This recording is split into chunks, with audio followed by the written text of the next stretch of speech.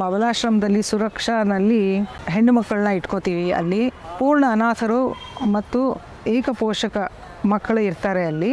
ಜೊತೆಗೆ ಕೆಲವು ಸಲ ಪರಿತ್ಯಕ್ತರು ಮತ್ತು ವಿಧವೆಯರು, ಡೆಸರ್ಟೆಡ್ ಆ್ಯಂಡ್ ಡೈವೋರ್ಸೀಸ್ ಇಂಥವರು ಅಲ್ಲಿ ಬರ್ತಾರೆ.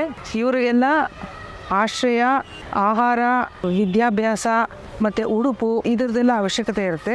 ಬೆಳಗ್ಗೆ ಕಾಫಿ, ತಿಂಡಿ, ಮಧ್ಯಾಹ್ನ ಊಟ, ಮತ್ತು 4 ಗಂಟೆಗೆ ಸ್ನ್ಯಾಕ್ಸು, ಮತ್ತು ರಾತ್ರಿ ಊಟ ಈ ಥರ ಇರುತ್ತೆ. ಉಡುಪು ಅವರಿಗೆ ನಾವು ವರ್ಷಕ್ಕೆ 4 ಕೊಡ್ತೀವಿ. ಒಂದು ಉಗಾದಿ, ದೀಪಾವಳಿ, ಗಣೇಶ ಗೌರಿ ಮತ್ತು ಅವರವರ ಜನ್ಮದಿನ ದಿವಸ ಅವ್ರಿಗೆಲ್ಲ ಒಂದೊಂದು ಹೊಸ ಉಡುಪು ಕೊಡ್ತೀವಿ.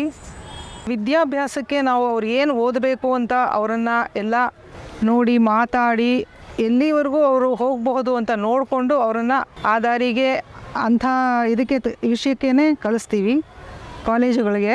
ಇಲ್ಲಿರೋರೆಲ್ಲ ಸಾಧಾರಣ ಕಾಲೇಜ್ಗೆ ಹೋಗುವಂಥವರೇ, ದೊಡ್ಡ ಹುಡುಗಿಯರು.